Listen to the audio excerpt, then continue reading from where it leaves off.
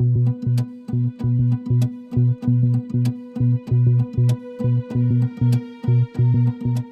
my name is Nadia Dyson from Luxury Locations, and I'm here with Lucien Laviscount.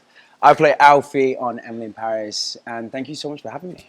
We are so lucky that you are here in Antigua, which is a place I now hear that you call home. It is.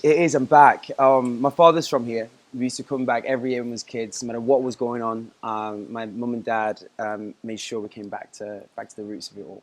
And yeah, this is it now. This is home since 2020. And what made you decide to take that leap? Was it, that your father's from here, or did you fall in love with some other aspects of Antigua? You know what it was? Honestly, I think COVID was a big kick in the backside to really kind of level down on what makes me happy and where I'm mentally I'm at my best. And then, yeah, it just happened to be that I came back on a 3-week vacation, 27th of February, 2020. And I was here for 8-9 months. And why would you leave? I'm with you on That's that. it. I absolutely love Antigua. Absolutely. So let me talk to you about Emily in Paris, because I was lucky enough to be at Barnacle Point when you gave us all a sneak peek at the first 2 episodes, which was, I feel like Antigua was very, very lucky. Oh. So can you give us any more little bits of what's going to happen for Alfie? How's their relationship going to go in this season, and are you in next season? The relationship roller coaster that Alfie and Emily on is formidable. It's ups and downs, and it really is a roller coaster. And yeah, who knows what's going to happen next season? I think that after watching episode 10, if anyone gets to episode 10, then there's about 5 or 6 different cliffhangers. Oh, really? I can't wait to watch season 4, episode 1, to see how the writing team put all that together.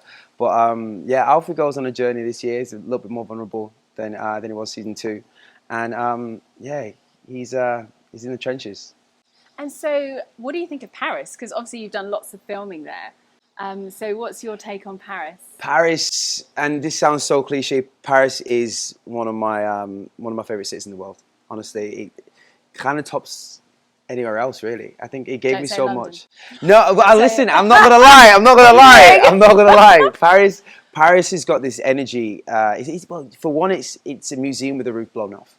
It's incredibly pleasing on the eye. The architecture, the art, the people, the vibe, the cafe culture, where you've got, I don't know, you sat on top of strangers and through the whole of the afternoon. I love Paris. Paris is a character in the show as well. Yeah, absolutely. Yeah, it plays a big part. Is it the first time you went to Paris doing the show, and really got involved with Paris, or had you been before and you fell in love with it before the show? No, I've been to the airport. Right. Going off to, where was I going? I did a show called, what was it? Death in Paradise. I was flying out to Guadeloupe, so we went from City Airport to Paris. Death in Paradise. And then on to Guadeloupe. But yeah, I was the airport. That was it. So season 2, when I touched down, it was my first time in Paris, and I was in quarantine for 10 days before I was allowed out into the streets. And once I was out, it was game over. Yeah, I fell in love straight away. And so, how did you get into acting at the very beginning? Wow, so acting for me, I'm not going to be one of them people that says, yeah, I found acting. Acting was my only passion. No. I fell into it. I was stopped in a clothing store in Manchester. So that actually does happen. No, yeah. Wow, because I always say, a little bit weird. Just a little bit creepy now. Yeah. I guess things have changed a little bit. You can't. I guess you can't go and say hello to someone in a bar without having a background check done. But no. So I was about 10 years old, 11 years old. I had a big afro, and I was chatting up the shop attendant.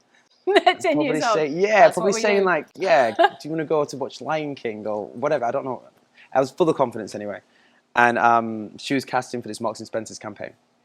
And I went to the casting. I had a day off school. I was like, Mum, we're going to go. Come on, let's go. And it turned out it was with David Beckham. And I was on set one day. I did something pretty naughty.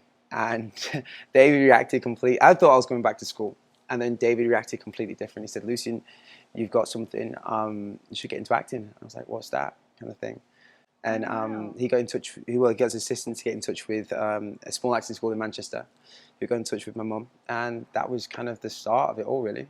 Wow. That's a really cool Yeah, story. big up David Beckham. Yeah, definitely. And so where do you see yourself, after Emily in Paris? Obviously, you might do quite a few more seasons, but, what's your kind of goal for the future in acting? You know what? For me, it's like, I feel like every kind of step into each role, or with each production, with each directing team, with every writer, kind of bring something new.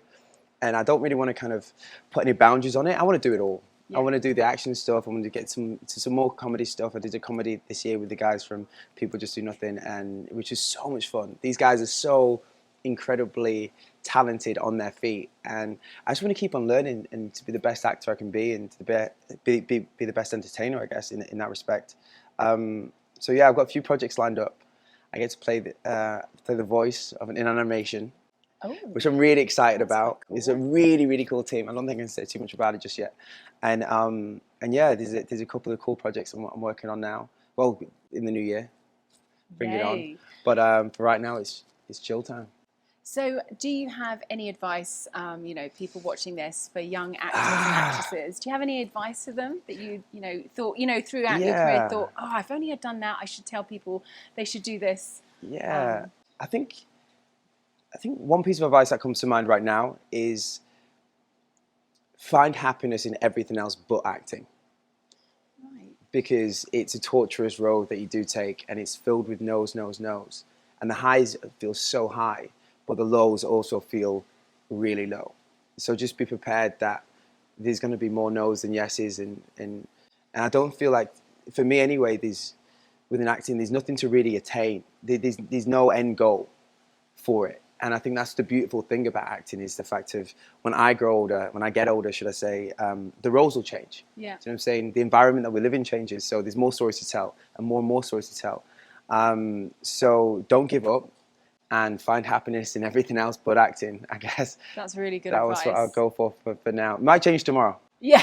That advice might change tomorrow, but we're living in the moment. Absolutely. We're living in the moment. And so let's talk about Antigua, because obviously we love Antigua. Your father's Antiguan. Yes. Yeah. So did he live here? He lived here. He left when he was young. He left when he was about 13, 14. Oh, nice. And then faced the brutal British weather. Oof. From then on, I think the first time... He tells this to me. I'm going to butcher the story, so I'm not going to tell it. Okay. But he tells his story about when he first saw snow for the first time. And I'm not going to butcher the story, but...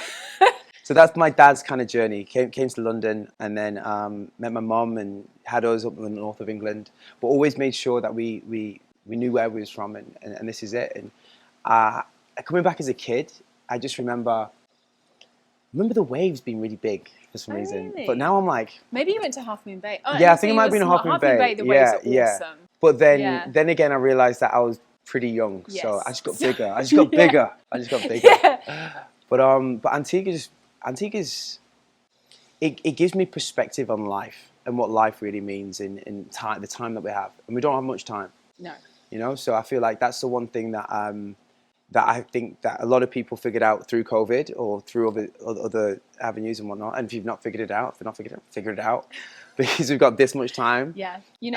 Someone said to me the other day, we've got 4,000 weeks. And when you put it into weeks, 4,000 weeks. Yeah. So I was like, oh, I think I've already done like 2,000.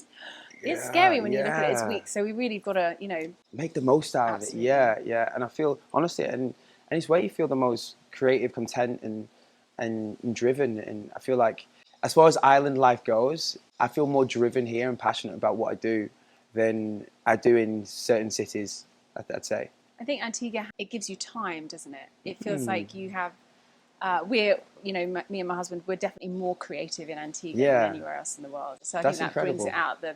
The sunshine helps. Yeah, it does. Good for the joints, good for the bones, good for the soul. Absolutely. Good for everything. Yeah. Put some good seasoning on that. Yeah. We're good to go. So what's your favourite beach in Antigua? Oh, I'm not actually going to say what my favourite beach is, because to me it's like it's off the beaten track. Is it a hidden beach? It's a little bit hidden. It is a little bit hidden, and I don't want anyone to know about it. So yeah. I'm not gonna give that away. What's your second favourite beach? My second favourite beach.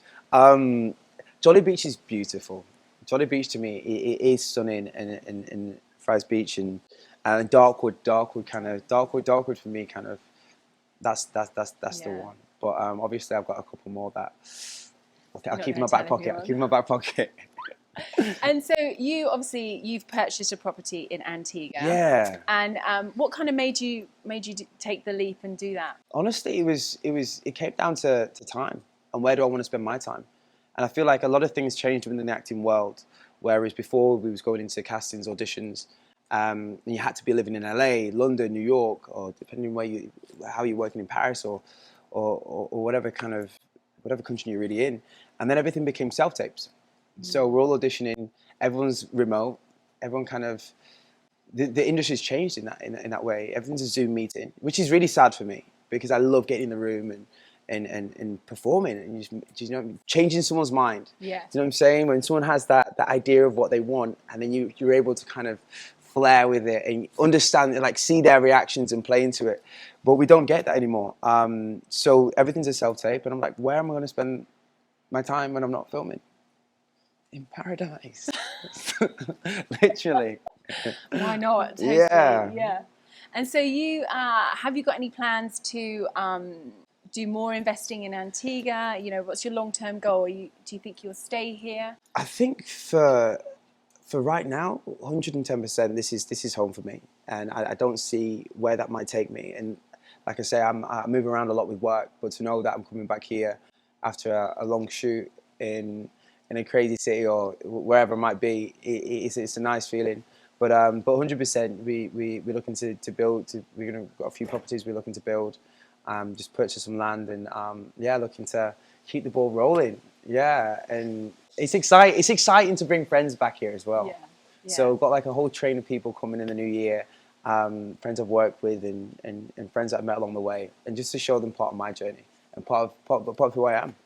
So how would you describe Antigua to your friends? Because, for me, it's not like St. Bart's or St. Martin. No. It has a charm. So how would you describe it to people, Antigua? I'd say it's what you want it to be. I think it's paradise with no ceiling on it, no floor to it. I feel it's what you make it, and I feel like it's the perfect canvas for that. I don't feel like it's oversaturated. It's not. And don't get me wrong. Look, there's beautiful things within a lot of the Caribbean islands, but I feel like with Antigua specifically, it's not tainted yet. It's still Antigua. You know what I'm saying? It's got that medallion vibe to it, and I feel like it's what you want it to be, Antigua. Yeah. What's your favorite restaurant? My favorite restaurant. I'm gonna go say Papa Zook's. Is it? You like the tea punch? Yeah, I like my Papa Zook's. But yeah, and then you've got, what's the roti place we go to? Mama Roti's. Yeah, Mama Roti's is great. Okay, but there's some such great little gems on the island. Yeah. But then, you have to come over for a little cookout when we cook out. You cook? I cook. Do you? Girl, what's your dish? Do you have a dish? I put some jerk chicken on that barbecue, and I swear, I'll light up your life. My curry chicken, fire. So I know you have a property in Antigua. Yes. Any thoughts to investing further? Well, this is home now. This is where it's all going to start. This is the landing strip for the future. So we've got a couple of properties at the minute. We're looking to get some land, build the forever home. I'll call it that for now. For the for now forever home. And we've also we're kicking things off. We'd love to kind of invest and build a media school out here. We've got some friends that really want to invest with us and make something that could be the hub of the West Indies, and bring back, just give kids the opportunities to be able to jump in with the likes of everywhere else in the world and make sure they have a head start. Absolutely. So the media school and also my production company we're setting up down here. So we're hopefully going to be shooting some cool music videos and some cool shorts and some features, yeah. So you're staying in this house, and we're on the west coast of Antigua in Jolly Harbour. What do you think? I think this location for me, as far as beachfront goes, I think it's spectacular. It's the more private side of the two sides of the beach in Jolly, and it's stunning. Who doesn't want to be shooting some pool, diving in the pool, and then running straight into the sea? It's magnificent, and the sunsets over here have just blow my mind. I know that's the one thing about Antigua in general, though. But I feel like this spot specifically, you get a special type of candy floss in the sky.